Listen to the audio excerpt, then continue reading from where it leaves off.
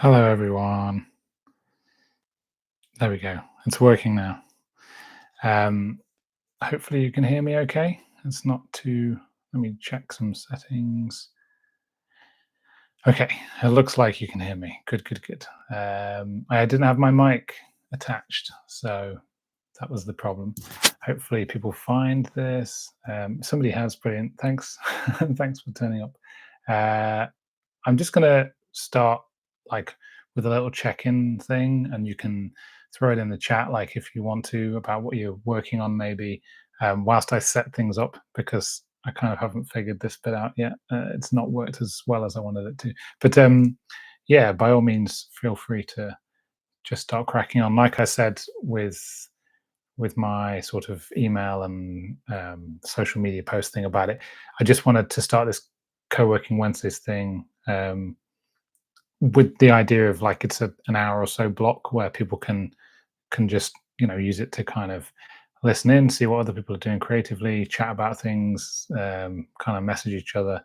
And I'm going to share some, hopefully, some 2D animation. Well, I will. I'll either do it on the iPad, which isn't playing nice at the moment, or I'll do it in Harmony. But it's a chance to kind of work on some bits and give yourself a chunk of time. Okay. So yeah, if you do have anything you'd like to say, you know where the chat is.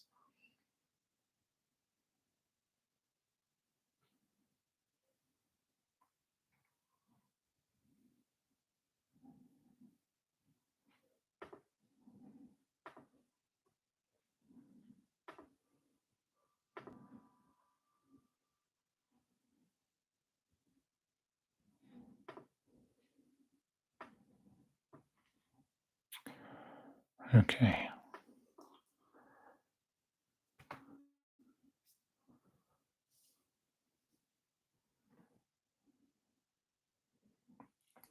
Frame by frame stuff, huh? Okay. It's yeah, it's a labor of love, isn't it?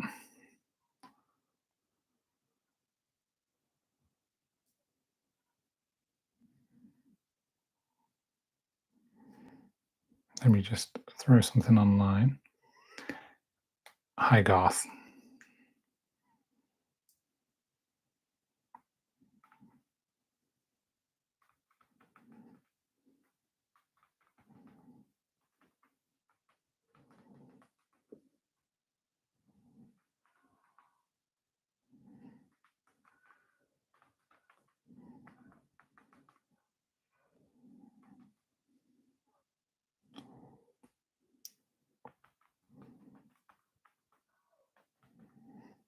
I'm just sending out telling people uh, that I've messed things up, and then hopefully people will find it.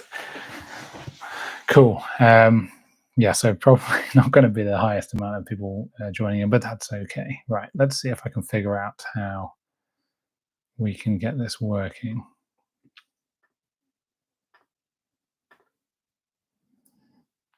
Because if it doesn't play ball, um,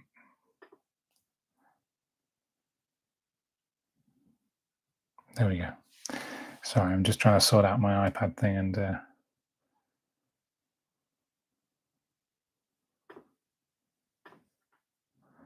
gonna see if I can add.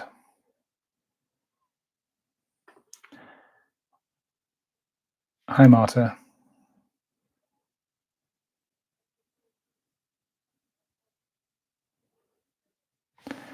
Cool. Talking about doing some, getting back into some 2D, but doing 3D. Would that be like a personal project thing, or just kind of 2D work stuff? Because obviously it's a different ball game, isn't it? When you've got different things to work on, like you're getting paid for it and so on.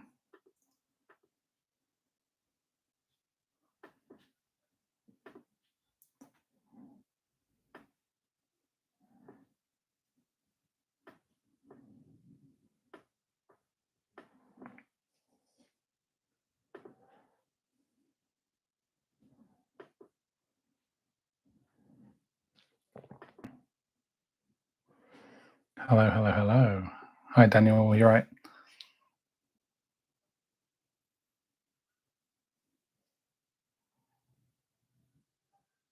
Oh, nice. Trying to get the studio to do something for you. That'd be cool.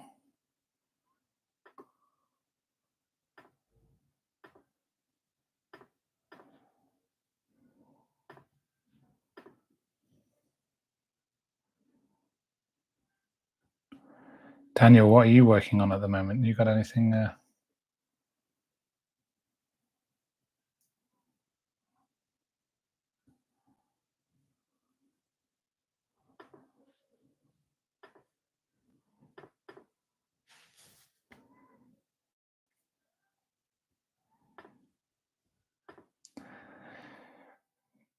Okay, I am having not so much joy with the iPad view.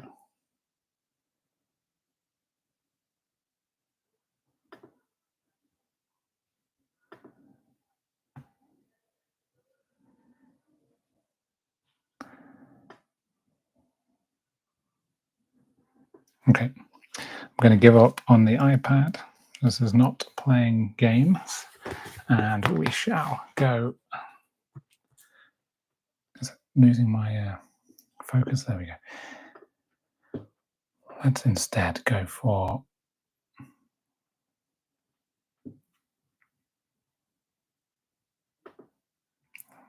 just a nice, simple 2D scene.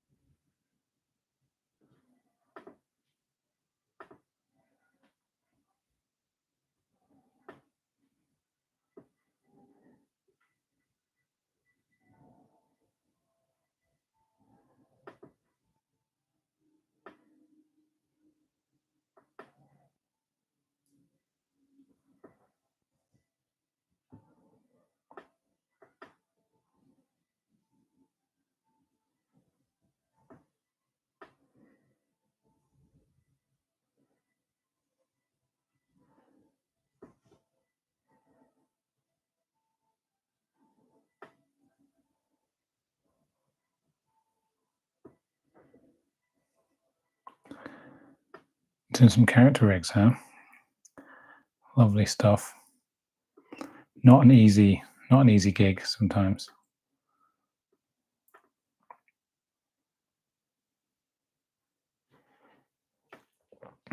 Okay, we're back in.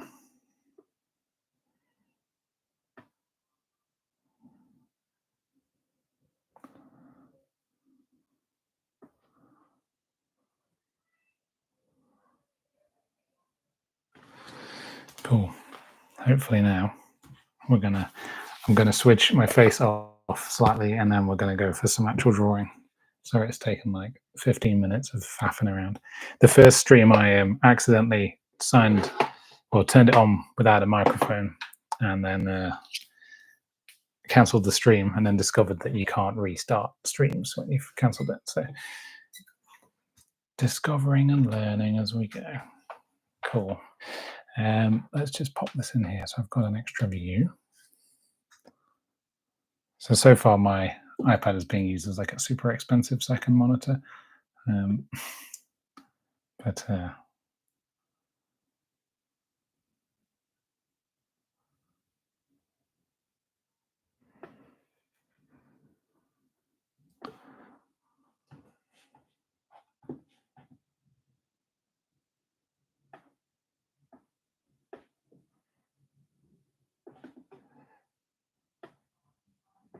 okay, so let us. Hey, here we go. Magic. Just gonna make myself cool. Okay, so what I was gonna show people today, forgetting where my camera and stuff is I was gonna show people some stuff on. Well, I was gonna show them something to do with my 2D project, like a short film Um, and I guess we could get into that a little bit. But then I was going to show this iPad one, which is much further along the road, and I think I might end up going there, to be honest. So I've got a short film project, and feel free to chime in if you want. But my short film project is kind of like I guess it would be a couple of minutes, 2.5 minutes, 2 minutes long. It's going to be enough of a challenge doing that, and it's one of those things that it always takes the back burner. So I started a really short, which was a bit of fun animating kind of to a song. So that doing something to a song obviously has the effect of it's quite easy to know like when to end it because it's a song and you can't go too long with it. Whereas this thing is pretty much like it's a bit slower pace. It's storytelling stuff. It's very open ended. So I did like an animatic to it to try and tie it down a little bit, and it just kind of got like I lost my confidence in what I was doing. So I'm gonna just actually maybe move my camera without trying to pull out any wires. Um, just beg my pardon whilst I make you look at the ceiling for a second, and then we'll see if we can get there we go. That's a bit better because I keep looking over here, and that's going to make much more sense.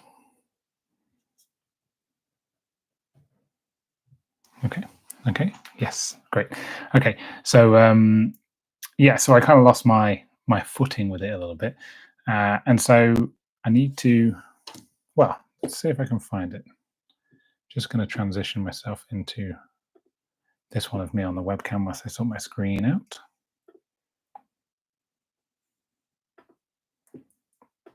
And then I'm going to find you.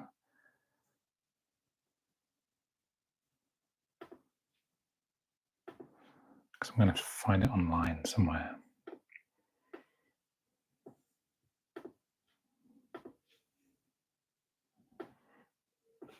Anybody else find that when you sort of working on projects and you end up with files and you're like, I don't even know where anything is anymore. Like I have a work Google Drive, I have a personal one, and they're all sort of blending into each other over time.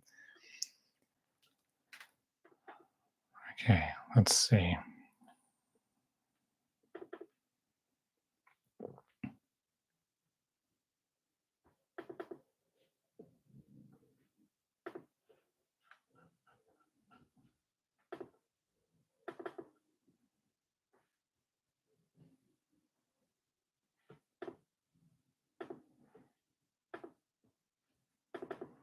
Cool. Okay, here we go. Let's show you an animatic.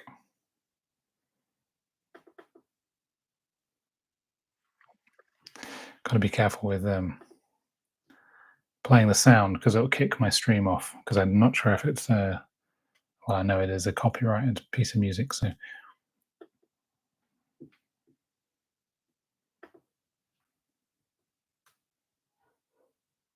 oh wow, yeah, multiple years of iterations. File structures go crazy, don't they? After a while, yeah, I get that. It's hard sometimes to like manage things. So. Right, let me show you, and then you can have a decide for yourself. So I'm going to play you. Just going to have to mute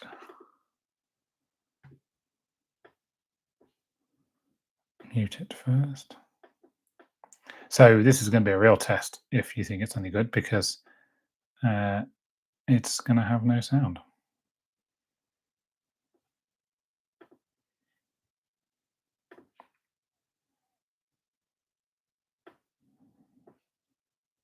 By the way, thanks everybody for joining, especially sticking around whilst I figure out all the technical things.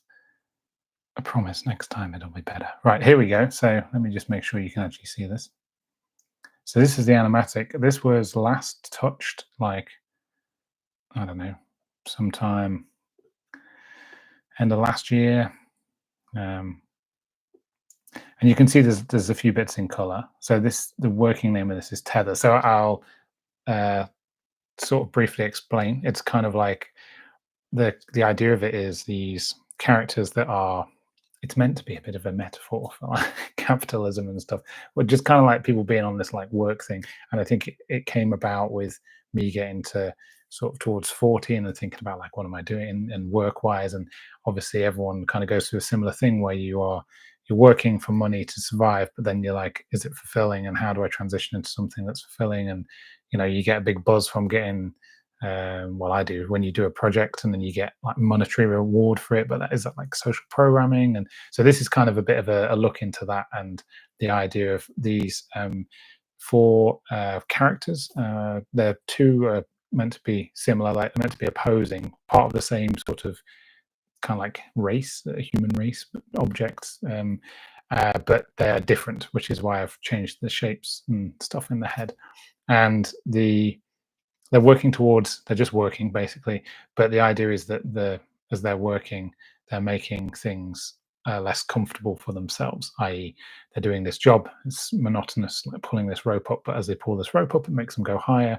That increases fear, and then they work harder because of the fear. And yeah, see if you get it. I don't know, maybe it's too wishy-washy. Let's have a play.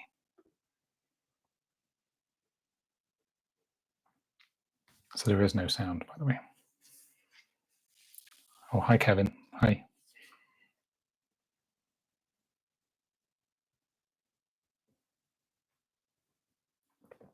You'll notice this is like some of it's color, some of it's like rough sketch, some of it is roughly animated. This was done in rough animator actually, bits of this. Some of it was done in Harmony. uh, I kind of wanted to make a project that I could make on my iPad, but I was not very well versed in animating on it at that point. And the software, I started this a couple of years ago, so it wasn't quite where it is now. This is like one of the areas where I need to increase the clarity of what's happening. Um, I mean, I'm quite zoomed in, so it's almost like a shorthand for me at this point. Character falls off, all very sad.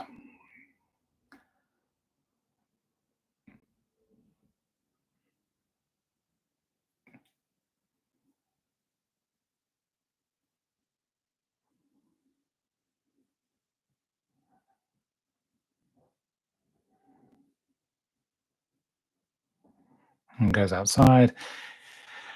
You could say it's a metaphor for heaven. It's just some people chilling out having a barbecue, gets a nice cold drink, and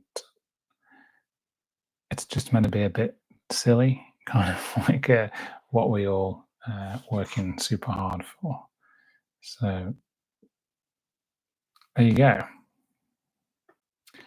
So that's where I'm up to with it. And my next thing I'm trying to do is let me just double check. Oh yeah, it's all working good. Thank you. Is try and like tie it down. So I had a couple of things where I was trying to figure out some like how is this thing going to look, and if we go to sort of like, so when that character's on the floor,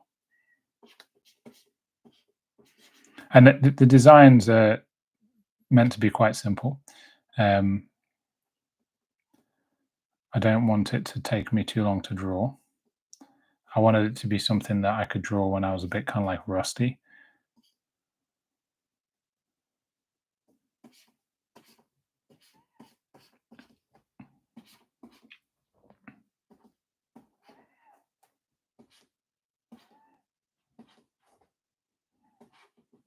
I still need to work some things out on it, but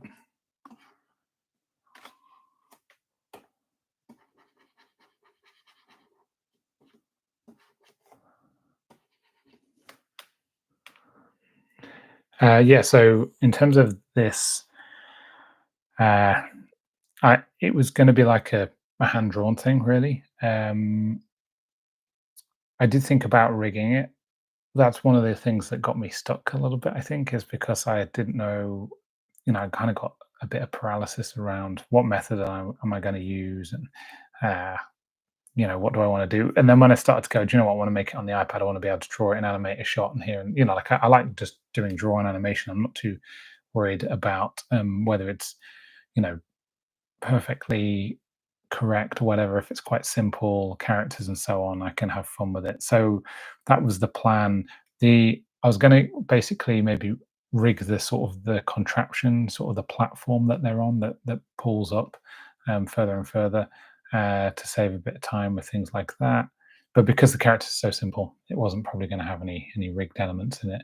And I also wanted to see, just kind of making films hand drawn, explore that process a bit more, because of the fact of like I don't get to do that so much. A lot of my stuff is rigged and so on. But I do have an idea for some kind of like rigged projects. I need to get this one done first. So I've got two little like hand drawn ones. This one and another one, and I am hoping to complete the short one very soon. That was nearly done. That was the one I was trying to show you on the iPad, but wouldn't work. So yeah, one of these things is that I wanted to kind of have this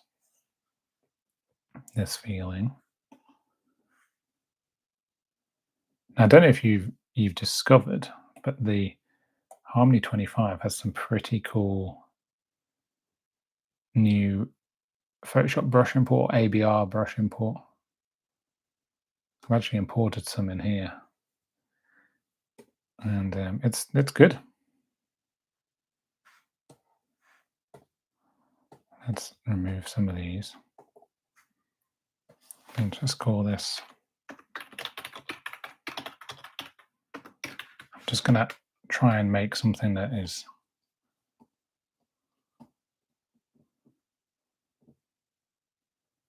can start coloring in with.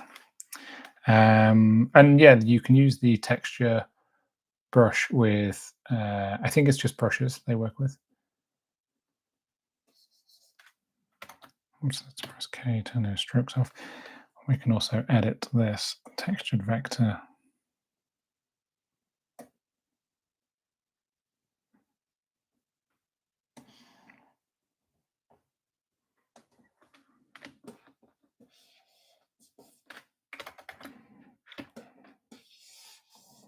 That's actually not a good example. I mean, it's not bad, but it's not giving me the transparency that I was after. So let's see what else we have. Yeah, it is a lot of work either way, no matter what you choose.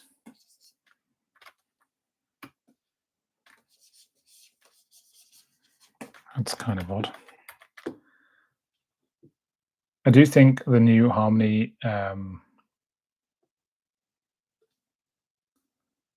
brushes, like the Photoshop thing, is cool, but it's still not quite the same.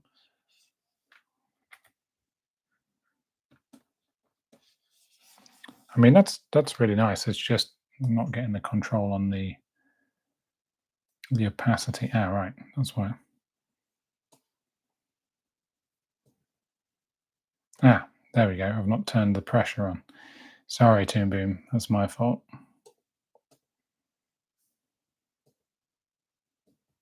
So I do need to turn this pressure on. Ah, that's better. Nice. It's a bit watercolory, because they did have some really cool stuff with like the clouds. I don't mind that, actually. I think that could work. But basically, what I was trying to do was just do something that I can kind of just block in. I want to create this quite like almost natural media feel. And because that's something that for me as a Toon Boom user as well, and that's my main thing that I'm known for, it's people tend to like go TV Paint if they're going to go texture and things, whereas Toon Boom has bitmap, it has vector texture. It's definitely very capable. I know TV Paint maybe is a bit more out of the box, But you can do it in Toon Boom, and they're very active in their development. I'd say more so than most other 2D animation software. So, like, say what you will about software companies, they they do put things in Toon Boom if you ask them, which is amazing.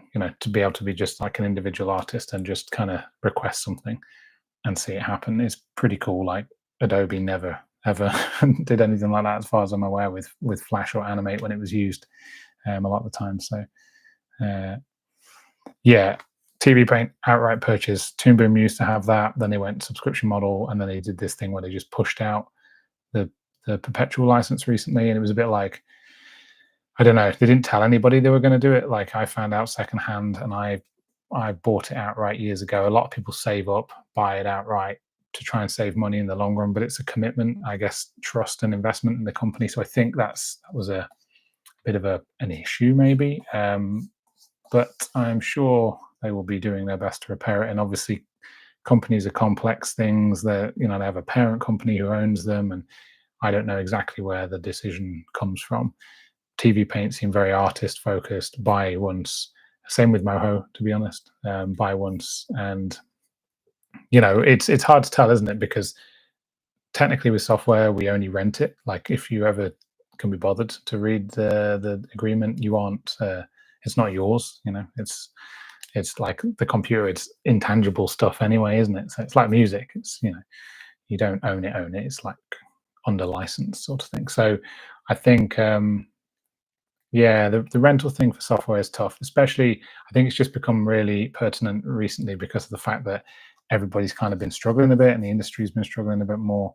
Um, so yeah, I don't know. We'll see where that one plays out, hey. But it's still a cool piece of software, let's put it that way.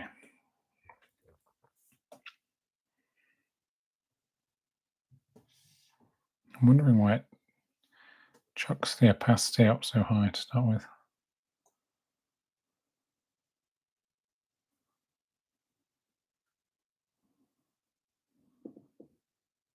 Yeah, Moho is kind of like I always think it sits a little bit in the middle of Harmony, and Harmony's like what it's known for, like that really clean TV vector style, and TV Paint, which is very like textury.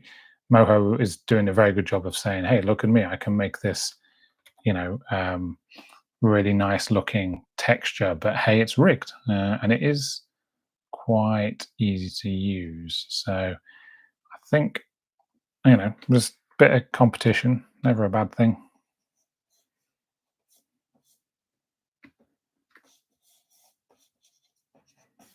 Right, let's just play with this.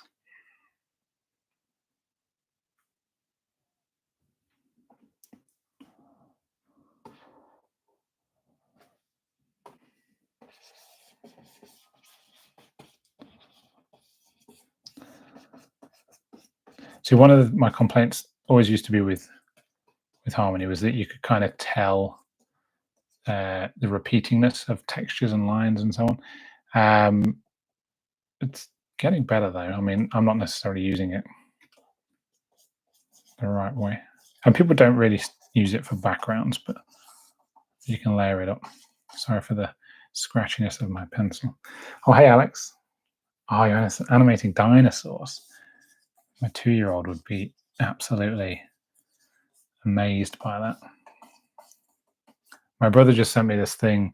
Like when you fold paper in half and then you can kind of pull it open and it makes it sort of animate almost like a puppet, and the mouth is closed, and then when you pull it open, it's silly and wide open and stuff. He just sent me one of some dinosaurs and stuff, and I was like, I've got to do that with my son because he'll go crazy for it. Because when you're two, what's more fun? I'm just going to have a look at how many people. Oh, we've got 10 people viewing now. Amazing. Is that right? Yeah. I don't know. Bearing in mind the fact that I messed up the stream, it's pretty good. I thought it'd be like 1 or 2. So, what's everybody working on? If they haven't said so already, or if you've answered that, what would you like to be working on? Dinosaurs has probably got to be surely the dream. Can everybody hear me okay with this microphone, by the way? Is that okay? I'm assuming you can, but I'll mess around with it if I need to. Marta said, speaking from ignorance, is the process similar in all 2D software?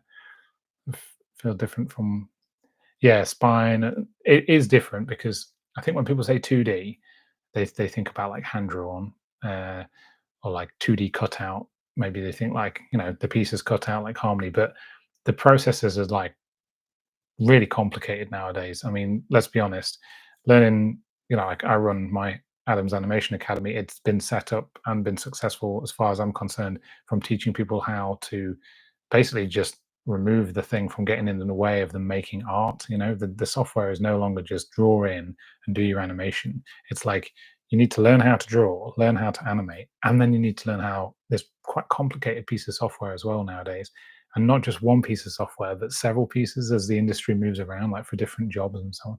It's tough. So yeah, like Moho is, I'd say, a bit more.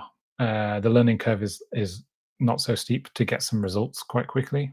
Toon Boom has so many different things added to it, like 3D and the vector thing it leans into, and it doesn't do. I mean, uh, I'd say it's not a million miles like Moho. Don't get me wrong; is complicated, can do really fancy things as well. But Toon Boom has this way of as how it is evolved as a piece of software, and it adds things on, so it doesn't erase the ability to do it an old-fashioned way, which just means there tends to be multiple ways of doing the same thing through different menus and so on. So it can be, I mean, looking at my screen, it looks like a 3D piece of software. And the same with Moho to an extent. TV Paint is much more like out of the box, off you go, draw. What I think Procreate Dreams would like to be for in terms of transition, and then that's why I like the iPad as well, or tablet drawing if you can afford it, because I bought this iPad Pro secondhand years ago, and it still works. It's rock solid. Still does this thing really nicely. Still holds its charge. The pen is pretty decent. The screen thing, the feel from it. Calipeg is the thing I've mainly been using. That's got a lot of features to it. Rough Animate is great for just getting in there and just animating. It's about a fiver to get that. There's a newish one called Toon Squid. Again, another really weird name, but that's kind of like what Flash or Adobe Animate was like in 2010, but it's on the iPad. It's amazing. Like you can make a TV series in there, you make a film in that. So it's pretty cool. The only thing about iPads is obviously the screen is quite small, so you got to deal with that. And I have this screen I'm working on right now is an XP pen screen. It's one of the drawn ones. I bought it during a kind of a sale, and yeah, it's great. I used to have a Cintiq, a really old one. Again, it was like third hand, and that thing was an absolute beast, and it was great. But honestly, like maybe it's because I don't draw to a certain level, or who knows? Like, or draw like I know a storyboard artist might have, or a character designer or a painter might have different kind of like preferences. But for me, I find I can tweak the pressure sensitivity things on this software, in the software for the screen to get a result that I'm kind of happy with. So this was, I think it was under £400 when I bought this, which was a lot more affordable than 2000. Toon Squid is vector, yeah, and Calipeg is much more like basically rough animator, but with the ability to animate layers and do more things like camera stuff, and it's got effects in it and things like that. It's a little bit fiddly sometimes, but it's quite robust. Like I hardly ever have it crash on me and things like that. So, you know, I like it. I think it's a cool piece of software. And I like the guy Benjamin who runs it. I've seen him do a few videos, and hopefully get to chat and say hi, and going to Annecy next year. So I'd like to kind of see what they're doing development wise, because I honestly think like the mobile thing, like going into making mobile animation and things on the fly, This is starting to look like a student flat with really bad black mold problems. But I'm going to try and do something slightly fancier now. We'll just chuck this in. Yeah, it's. I think it's going to blow up. To be honest, like I saw somebody demoing Blender on an iPad. I think something like that. That's cool. Just just really thinking about it in terms of the power of like personal computing. And I still think like the idea of think about the iPad with a keyboard. It basically is a laptop, and Mac or Apple keep going towards like things that are closer to a computer. So I think we're going to get to that point where the folding laptop thing, the iPad, the professional screen. Pros are quite a big screen, but working on something that's 20 inches, whilst but it's thin enough to move around and it's got the battery life. That's it. Who needs realistically after that? Once you've got a keyboard, you don't need an office. Offices are for kind of communicating and having meetings and mixing of ideas, but that could be technically anywhere. So I think it's going to change things a little bit. Personally, I'm going to just pull this.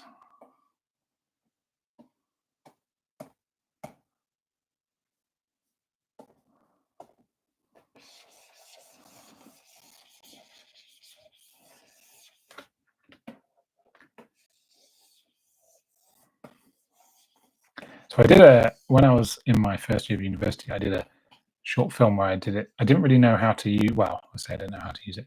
I didn't use Photoshop very much, so I did it in the only way I kind of knew how to paint was things I'd seen from like art galleries and what I'd done at art school. And so I just like layered things and just set everything to a really low opacity and just feathered and like kind of gradually built things up bit by bit.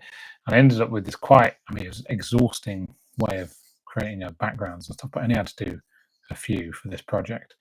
And I quite liked quite grungy stuff like this at the time. And yeah, it looked cool. I saw it the other day. I was like, it did take me hours. Like I remember spending like weekends in my little student halls just doing layers and layers of this painting. Because I think one of the things personally I find is a bit, I don't know, people can tend to see stuff online and go, that's the only way to do something. And there's lots of different ways of doing it. Lots of valid opinions. So I'm trying to create this real dark feeling. I was at Southampton where I studied, right next to Bournemouth actually, and I remember picking the course because Bournemouth was considered probably like one of the best, if not the best, like animation courses at the time. And I went to look at Bournemouth as well, but I wasn't so into, like, for me then, I mean, I was like 18, 19. I really wanted to make my own film. The idea of doing a whole film all the way through, and that's really what they offered at Southampton, which for me, although the animation course isn't like, you can look at stats of like where they come on the best university guides and things. To be honest, I think you have to take them with a pinch of salt a lot of the time. But it's university. I don't think it was like that highly rated. It was an institute at the time, like an arts kind of old polytech. But I think it's doing much better now as well. I mean, I found the group of people. There was a decent amount of us who really wanted to make our own films, and we'd come to the course for that. So we were very like into learning all about the film process. We went to Annecy in the second year and things like that, and we're encouraged to do other bits and bobs. So I really enjoyed it. I'd say anybody watching this who is going to think about doing an animation course, one of the best things about it is being in a room with other enthused people, making those connections, little projects and things. Don't just think about it for like getting a job, because I know everyone's fixated on that, but there's not really many courses which you can do where you'd say, like university courses, this will get you a job, because the industry changes so fast, and universities are about teaching critical thinking and self-motivated learning, management. That's really where for me the benefit comes in, because you go away and you can think outside the box a bit more. I had a good experience. I enjoyed my university time. I think now if I was doing it again, I think I'd be a bit. It's a shame because over here in the UK, it's become much more expensive. I know, obviously, if you're based in the US, you'd probably be like, "That's not expensive," but or Canada, or I don't know about Canada actually, but yeah, it's become a bit more prohibitive, and there's a few more barriers to entry, which is a shame because I think, I was quite lucky. I got in there just before the fees start to go astronomical uh, in this country, so it wasn't too bad. Just reading about implementing Blender. Yeah, I don't know much about it, to be honest. It's one of my things that I'm really keen to get into and experiment with. I honestly think Blender. I mean, I've said this a couple of years ago. Blender's going to be the thing, and I'm not the only one saying it. It's going to be the thing. It's going to be huge. Like, I could see it being um, the animation tool. But there's only a few things I need to add to it, and it would become the tool that everybody uses. But it's got that potential to become so big that it's hard and quite unwieldy to work with. So I don't know. So I'm just cutting this, putting it on a different art layer. But yeah, I'd love to see it do well. I just don't think like there's any reason for people to be like, this has to be the, obviously you don't want to learn loads of tools, but why does something have to win? Something can be good at something can be good for something else. People can be skilled in this, people can be skilled in that. They can be really excited to look at what people have done in things, like seeing the film flow, and then people are like, yeah, but like, I mean, name drop alert, but so when I was working on this show down the road, doing my technical direction rigging stuff, and it was a little 2D show made in Toon Boom, and we had Guillermo del Toro. Am I pronouncing his first name correctly? He came in because the studio had made the puppets for Pinocchio, and so everyone's kind of got a bit of like, oh wow, this guy's here. He's like the big deal, and he was really interested. He was just a nerd. He was like really keen, really nice, but like keen to see what we were working on. He came and had a look and asked how we were making things, because to him, he's just done stop motion, and that's, I guess, more his thing. But he is interested in all forms of like filmmaking and so on. And for me, that's like the goal, is to be, oh wow, how are you doing this? How are you doing this? And so on. So yeah, and we also had Tim Burton coming because they did Beetlejuice too. I didn't get to really chat to him, but yeah, like proper wicked place to go and work for a bit and see these like superstars just floating around. Um, yeah, funding from Autodesk. I mean, like, I think it's really easy for people to get like, you will go online and see how the world is. It's quite polarized online. Everyone's like for or against, and hardly ever in the middle ground with discussion. And I think it's tricky because it's easy to hate big companies, but it's also important to remember like where they start. And people like Autodesk.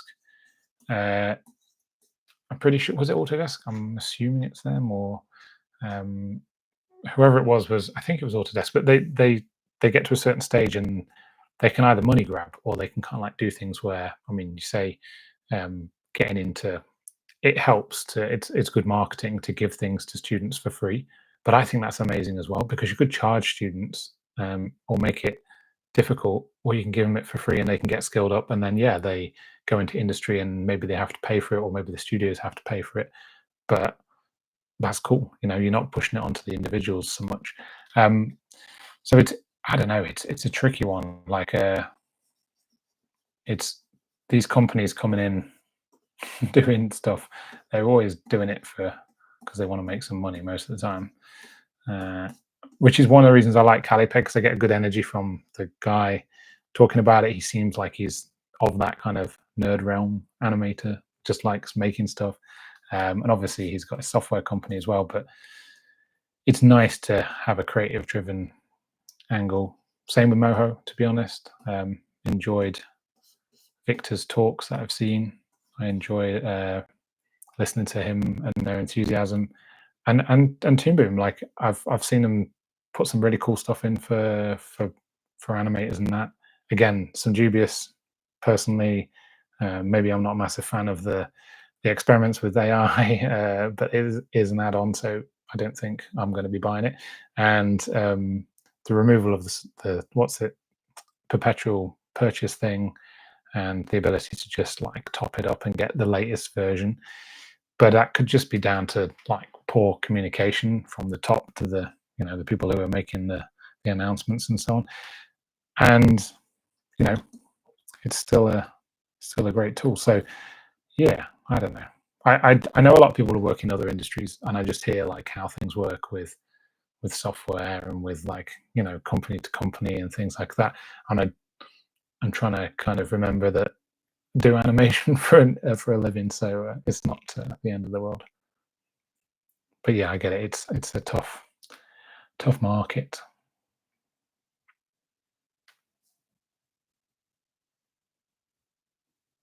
Oh, cool. Garth's talking about starting a weekly Blender club. So Garth runs the animation tutor, um, which is a really cool resource. So go and have a look at it. The animation tutor. I'll post a link to it in the recording when it goes up, so you can have a see for yourself.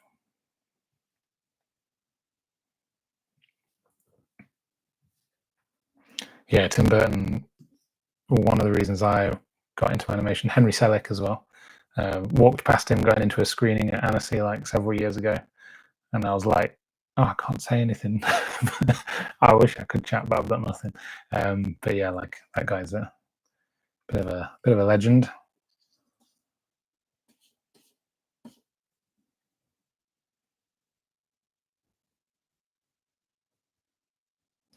Yeah, so a little bit like drug pushing. Try it here. I mean, I guess it's one of those things with software is you need people to try something a lot of the time. We live in a world with a lot of noise, so it's uh, yeah, like it's you've got to do something to get people to look at what you're doing. And um, I just think like with all these software companies, it's easy to like de-personify or remove the human aspect to it, which is why I really like festivals, because you go there and you talk to the people, and they're just other people interested in animation. Okay, they might not be making it, but they are normally geeks as well, and they're really into it. And it's so any of the companies, you'll meet people and you'll be like, see them as a big company, but actually they're just full of people. And I know I'm getting very like hippie on it, but it's like it's important to remember that as well, because the internet can be a place where people are like, oh, they're sort of slagging off companies and stuff, and I'm like, yeah, but there's people there, and it's going to be tough on them. So yeah, I get it, but it's just trying to think positive stuff, especially just at the moment with the animation world. We kind of need to, I guess, the people who work in it like band together and think, how do we increase like animation, people in animation. That's why one of the things was, you know, talking about the AI side of things. There's most animation software companies, it's detrimental to them, as far as I see, to introduce an AI function in software, because short term it might increase sales from a production point of view because they think it'll save us time. But mid to long term, it's actually going to lose them money, because there's going to be less people, less seats for the software, and less people making the thing, because you can use a computer instead. So I don't think people would be that stupid, to kind of like remove their revenue in the mid to long term. Um, I know there's like shareholders and things like that that come into it, but yeah, I don't like getting drawn into those conversations too much. But I do think like people who work in animation need to. It's going to be us versus the machine situation, because it's going to be like, yeah, we make it by hand or give it to a render farm or a cloud service somewhere in the desert, and yeah, okay, it'll do something, but that's not going to give longevity. So yeah, it's in about good vibes from Toon Boom folks. Yeah, honestly, I mean, I'm not going to lie. Like, I've worked with them on the business point of view, so we've had like business to business sort of chat stuff. But so Andy Wyatt in the UK, who works like is like a Toon Boom rep, or well, works for himself, but goes around um, sorting out universities with Toon Boom and things like that. Worked in the animation industry for a while. He's always been a big champion for me, and like helped me out when I was setting this up. Toon Boom, they supported me when I said about setting up a course. I spoke to them and they said, "Yeah, we support you with it." They didn't have their own thing at the time, so there's, they didn't go, "Oh, maybe not," and then try and take my thunder a little bit with it. They said, "Yeah, sure," and we kind of share that space a little bit more now. But the online learning space has changed because 8.5 years since I started this, the world has changed a lot. So, but yeah, I found them supportive, and the same with Moho. The guy is there, like really, really supportive and helpful. So, yeah, I think I have hope for the animation industry. I think it's got good people in it.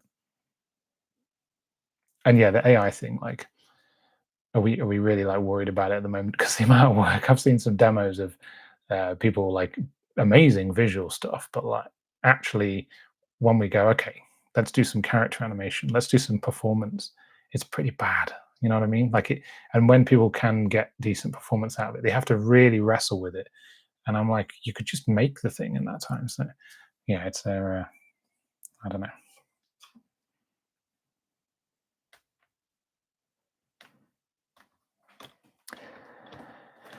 Okay, so I'm going to try and blue this out a little bit more.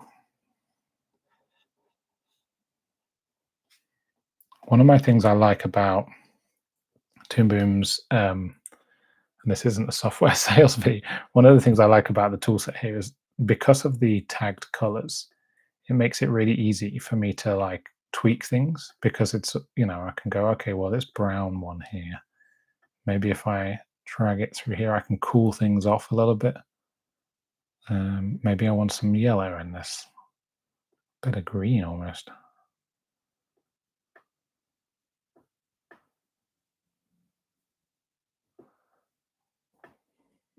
I quite like the idea of having a bit of orange. It's like almost a bit of hope coming through.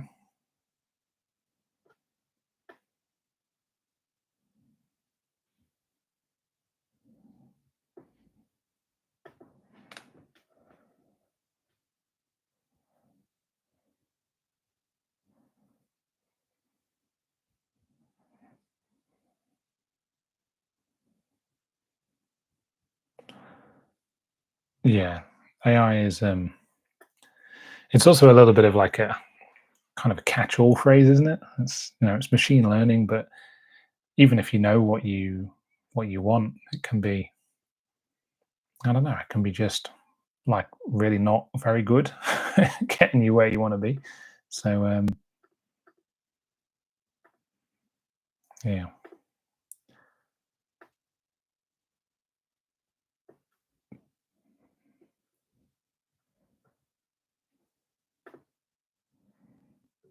So if anybody wants to know how you import Photoshop brushes, you just literally go this little button in the tool properties, import brushes.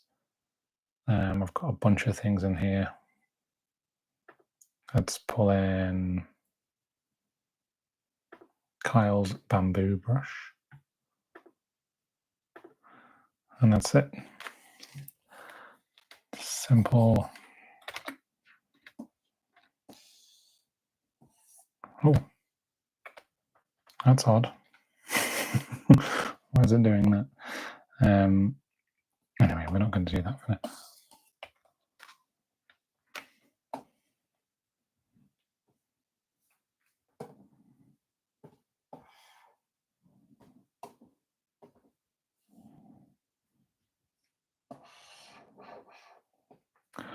Really soften that off. I really like actually painting in Harmony.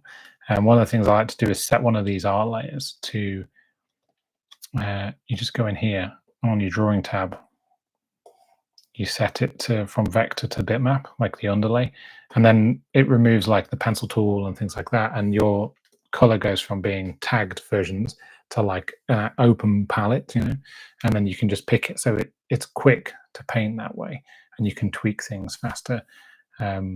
Kyle is everywhere. So Kyle Webster, the brush genius as Superstar is exactly the same name as one of my friends who also works in and around animation, and made a really cool show called Dave's Games, which is on BBC iPlayer. If you haven't seen it and you have access to it, he is the genius behind it, and did, let's say, 90, no, I was going to say 95, 98% of the animation of that show. Unfortunately, he doesn't really get the recognition for it, which I think he deserves. But if you want to check out Dave's Games, it's set in a northern town in a video shop, or a video game shop in the 90s, I would say. And I worked on it as a bit of a consultant, but I really didn't do any animation. I was doing my other job at the time.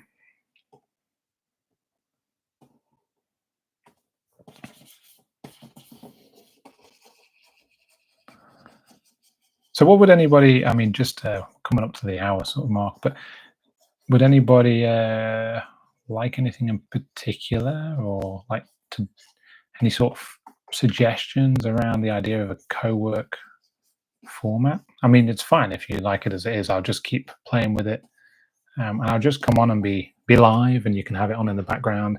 Like, I know it sort of seems a bit intimidating sometimes when you think, oh, it's live and it's online. I'm not sure about saying things and interacting, but there's so much stuff out there now.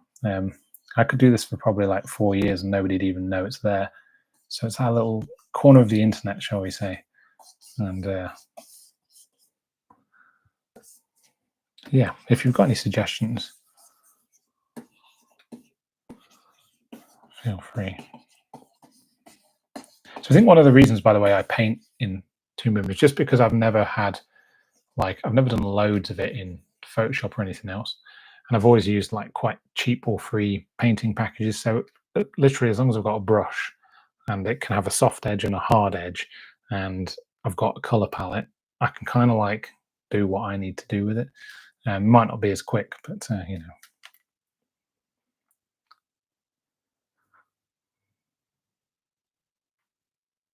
Yeah, wicked. I'm just looking at the comments and people saying they like the idea of it and the energy and vibes and stuff. That's cool. I mean, I'll just keep doing it. My plan is to sort of make it a little bit personal as well. It's like you can, you know, I like to. I didn't do it today because I faffed around with doing things wrong, but I'd like to do a little bit of like a very short introduction, like see what you're up to, so you can kind of do a little check in, and also just tell you what's going on a little bit, like not too many details, you know, but just you know, in my life, what's happening. Like where I live, I'm in like a second floor flat, and we're quite lucky. I think we're really lucky because we overlook. Well, there's a school, and then past our school is uh, sort of green fields, and then the Mersey River and the woods around the river. But we're 10 minutes into the centre of Manchester on a tram, so it's really cool. We kind of like get the best of both worlds. And because it's a second floor flat, we have like this view of the trees. So it's like we call it the tree house when summer kicks in, spring, summer. It's such a nice feeling being here when you're watching the buds come through in the trees and everything goes green outside all of a sudden. So it's quite a nice thing to, you know, just be in and tinkering away and looking at the trees outside. And it's a cloudy day here today, but I'm enjoying the fact that it's like 20 degrees, so can still wear shorts and a t-shirt. And yeah, we've got you know, I don't know. I like the summer. I always used to be an autumn kind of person. Autumn, winter. I didn't mind the winter too much, but as I've got older, I'm kind of like I like the I like the summertime, the longer days. I didn't used to be a massive fan of the heat. I used to find it hot, but then I've lived in warmer places since, so I kind of got used to it.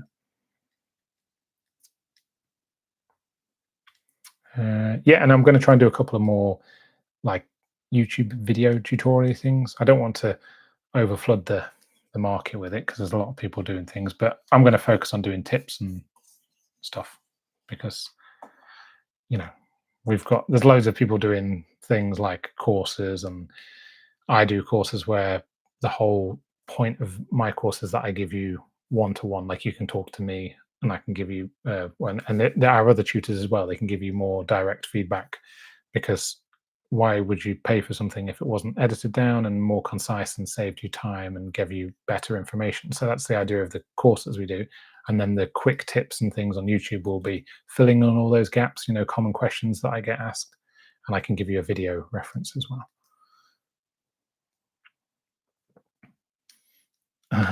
Used to animating in a dark room. Yeah. Cool. Well, we'll do another 10 minutes or so of this. Cool. Right. Let's just keep adding.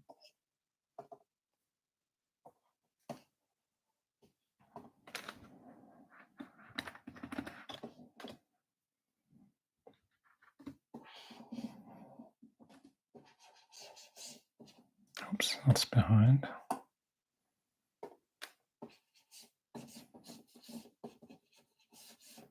See, that for me looks like a little bit like oil paint, how it goes on. Because I've got it really light, I can just layer it up.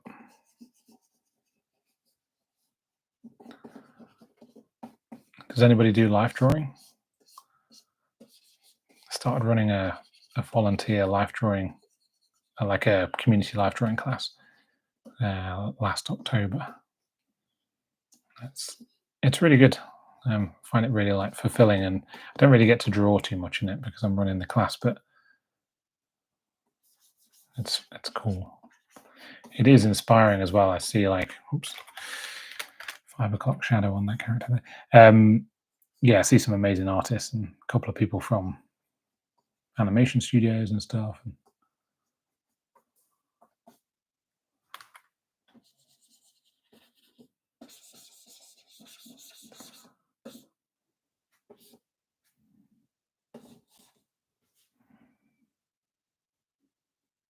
Oh, 8 years! Wow, 8 years of life drawing. Cool. That's amazing. Oh wow. So yeah, organized life drawing. I've had it once or twice where we've had life drawing organized by the studio. I'm not a huge fan of that actually. I kind of think it's a bit, unless it's project related. I kind of would prefer just more time off. like I just think that it's cool, and it's don't get me wrong, it's appreciated, but it's just I think just let people to let them go home early, and because sometimes it can just make people feel like they have to stay in. But yeah, if it's for a project and it's obviously going to help with the project and it's during work time, then that's amazing. Okay, we've got a little bit of a bit of shading to this character now. So this is kind of what I was trying to, yeah, separation from work.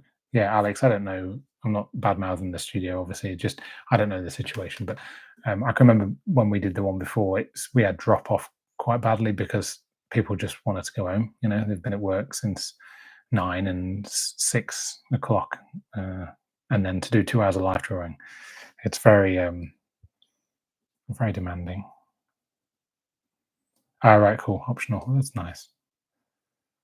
Uh, I kind of like for me the dream studio is where they kind of uh, give sort of giveaways once a month to people because it incentivizes you to work well and work, you know, keep bringing out new things creatively.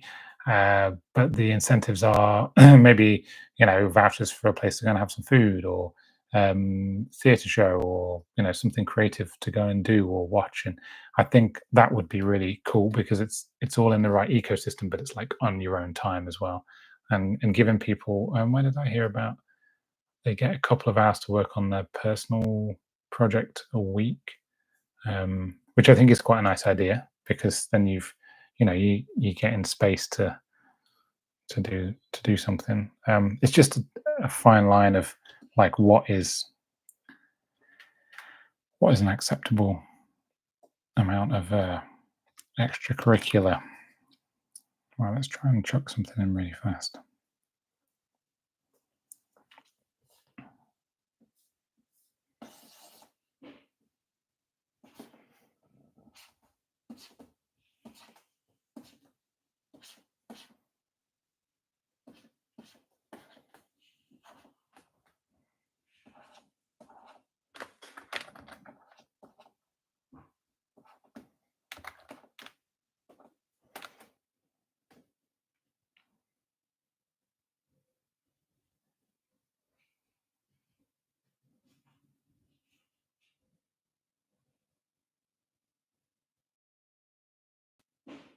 Just reading the comments about the yeah, maybe. Well, studios are free to take that one. To be honest, if they start, if they treat people nicely, I'm not adverse to giving that one away for free. So one of the things you might have noticed in actually was it in my um, oh yeah, square heads, cool. Yeah, so I was just checking that it's not something I changed in my design. I have like I wanted to change and vary the characters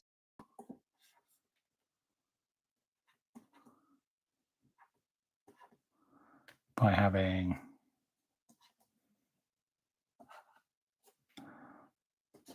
different shaped heads.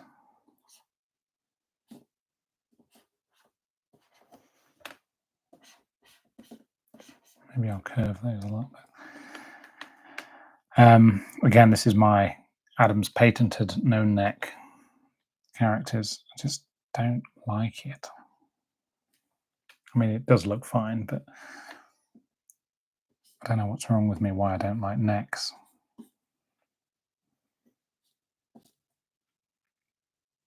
But so I have this tendency to draw like larger heads and make my characters quite like cutesy, um, which is all fine. But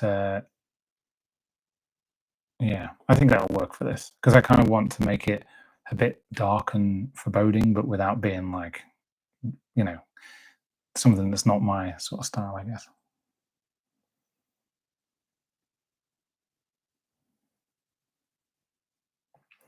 Yeah, it is a bit of a burnout, isn't it? Working studios. It's funny because the animation sort of career or journeyman it was always like you always moved around loads. Like before I had a dog and a child, um, I used to move around quite a lot for work, and it was great in my 20s, early 30s. Started to well, honestly, mainly my 20s because early 30s did it a bit, but then I had the flat, so I kind of came back because obviously you have to work out renting, subletting, or you have to, pay two rents and it gets more complicated. But then that's the thing with animation is, and the same reason I'm talking about the idea of giving away bits and giving people more time and flexibility, which I think kind of moving towards in places. I know Sun and Moon have got a 4-day work week or 4.5-day work week. They have a flexible thing going on down in Bristol. So hats off to them for for going with that. But it's uh, yeah, you need more time. Like as you get older, you need and family and other bits happen. You need more like leniency and time and flexibility. And animation just doesn't seem that geared towards it a lot of the time because there's so much pressure and intensity on production.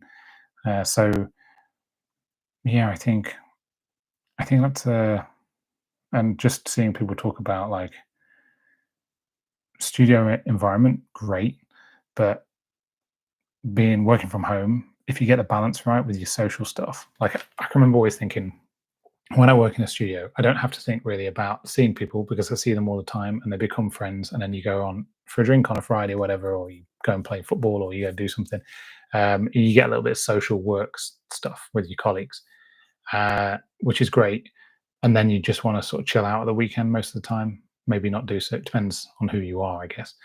But when you work from home, your effort becomes to go and see people. To your job is almost to go out and do the social bit.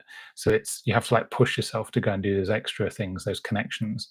Um, Whereas when you're working in an office thing, your thing is like I have to push myself to go to the gym or do some exercise or do something else. So, but you get all that normally. When you are working from home, maybe because you have a bit more flexible time. So if you do want to do that, it's easier to walk your dog when you want. It's easier to have a bit of a sleep in if you need to because you're unwell or you're a bit tired and feeling fatigued. It's easier to look after yourself more. Whereas when you work for a company on location or on site, it's harder to do that. So it's like a flip. You have to kind of like think about things differently, or I try to, and it helps me push myself to go, okay, it's my job to go, like connect with some people, which is one of the reasons why I wanted to do this because it helps. There's the ability for us to, like kind of chat and work. Obviously, I'm chatting away in this one, but as we move forward, maybe be a bit quieter, and we'll just get on with some work and stuff together and see where people are up to. And you have the benefit of always just pulling my volume down if I'm talking too much. But yeah, it's it's a tricky one, isn't it? It's like you tend to yo-yo in and out of studio work, work from home, freelance, da da da. Secret of Kells, such a good film.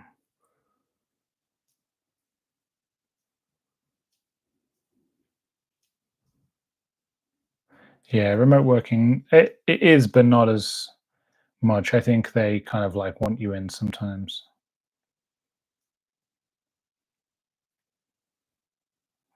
Oh, nice. D&D sessions.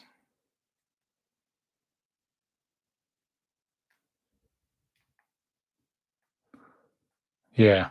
Yeah, it's a good point. If you're rural and you're like, really in the middle of nowhere, then it can be very difficult to sort of find a way to make that work. I'm just going to see about a little pen for cleaning up. Because if I do go full hand drawn with it,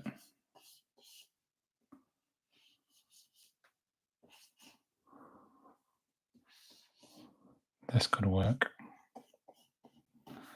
I might end up doing like a cleanup pass, Do not like that brush.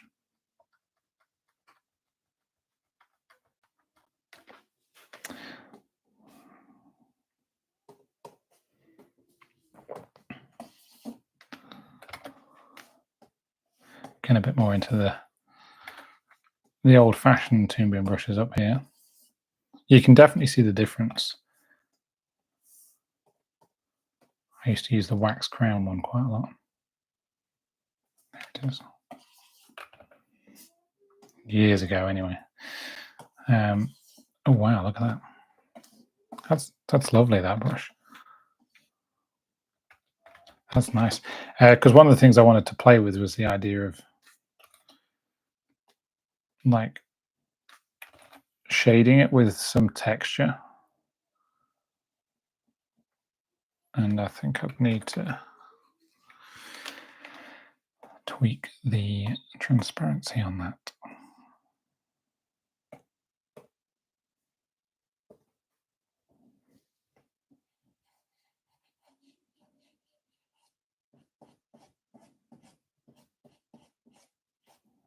It still comes out a bit firm. I mean, that's one of the reasons I still love like doing things in sketchbooks with like watercolor and pencils and so on.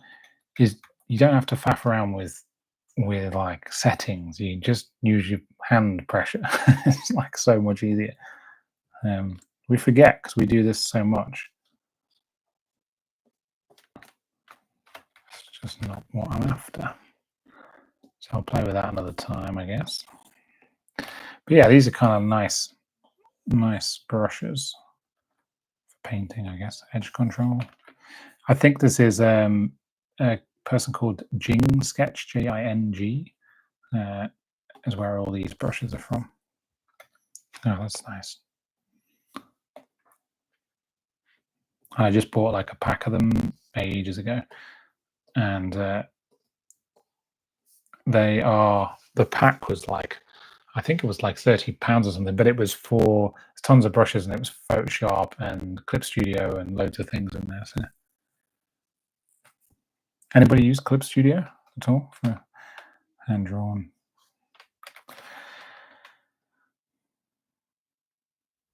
Faff around, yeah, very British, Britishism. Oh, that's not so bad.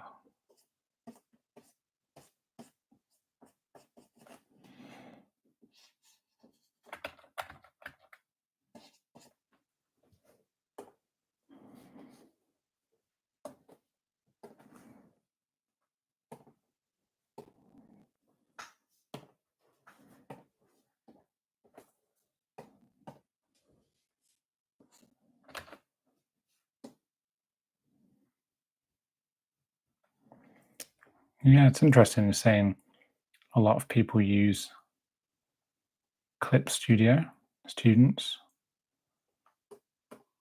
Like, I've found that too. I think it's because of the anime link, but I mean, it's great. Like, it's a cool package. I find it's got like a bewildering amount of options and things sometimes.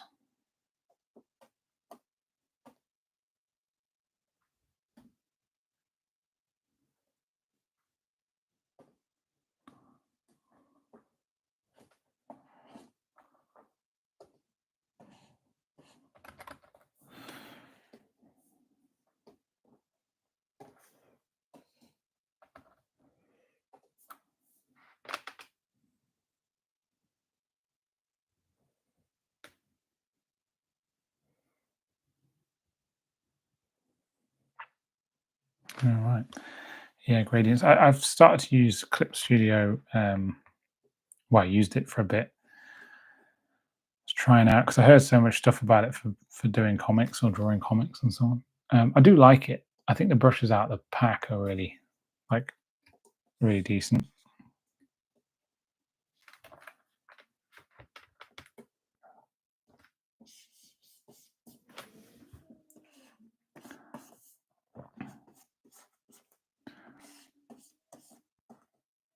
This for me feels like drawing with one of those barrel like writing pens I used to get at school. If anybody knows what I'm talking about, maybe I'm too old. We used to have them all the time at my school. I've got to be careful about adding things like noses and that because I don't really want them in this.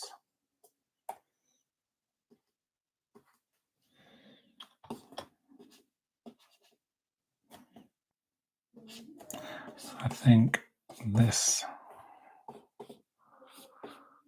will probably work pretty good. But yeah, like just playing with the idea of, I'm not sure if I want that kind of shape on the hand or not. Like I'm not decided if I'm going to go with something like this, which is like almost a hand, or maybe we go with, oops, uh, something that's just kind of straight, almost like it's been cut off. It's kind of odd.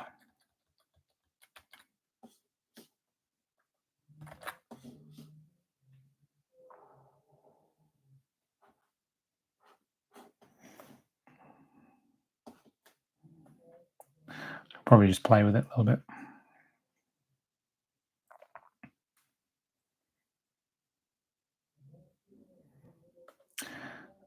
All right. Yeah, Clip Studio. I've not seen. I mean, I've seen like some examples of people, teaching in Clip Studio and so on, but I don't really see. I think the brushes maybe are probably the thing, and maybe the workflow. I can see why it would be popular for animation, well, animators and then illustrators because you can do comics in it really easily, and it's sort of quite well geared for that sort of thing. And then you've obviously got the ability to animate in it as well. But then there's other packages that you can do that. So I'm just not sure if it's the process. Um, if the process itself is like better, because I think I remember when people used to animate in Photoshop all the time, turning layers on and off without like any of the new slightly fancier add-ons. And I was like, this is like the longest way of animating I've ever seen in my life. So yeah, it's I don't know, each to their own, but never really used Clip Studio too much.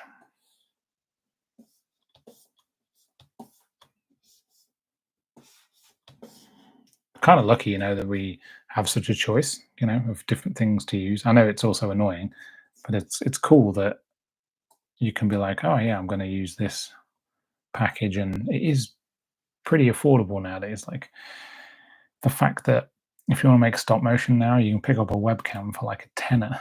You've probably got a computer. You could use your phone. It's unbelievable. It's like within my lifetime, it's gone from being like totally inaccessible, and you need to spend thousands and thousands to basically anybody can make a feature film if they want to.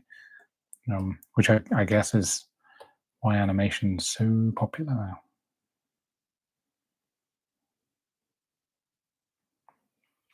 Cool. Well, I'm up to 25 minutes past, so I am just gonna swip myself into this one. Ta-da! Thanks very much for joining. I'm gonna go and do some other things now. But yeah, it was great. Next week, co-work Wednesdays, I'm going to work on my iPad if I can get it to work and do some animation, and you can have a look and see what's happening. And yeah, and then I'll update you a little bit on this film situation and how it's going. Thanks everybody for joining. I'm going to see if I can find a way to turn this stream off. I appreciate you joining in. I can't see who's part of. Oh yes, I can. Amazing. Yeah, thanks everybody. It was great to sort of like have a chat, um, and I'll be doing it again. So next Tuesday, I'll be doing my character rigging live, which is kind of like I'm building this character, so it's a similar like thing, but it's specifically following a set pathway. So I'll be animating, building this character step by step. So you can follow along with it, or you can just listen in if you want to. And then this one is the Wednesday co-work Wednesdays is much more. It's going to be me talking less. I know that's maybe not believable after this week's session, but it's just me. It's much more casual, and you can just work along if you want to chat and see how things are going. But yeah, thanks everybody, and appreciate you being here. And I'll see you again maybe next week. See you again. Bye.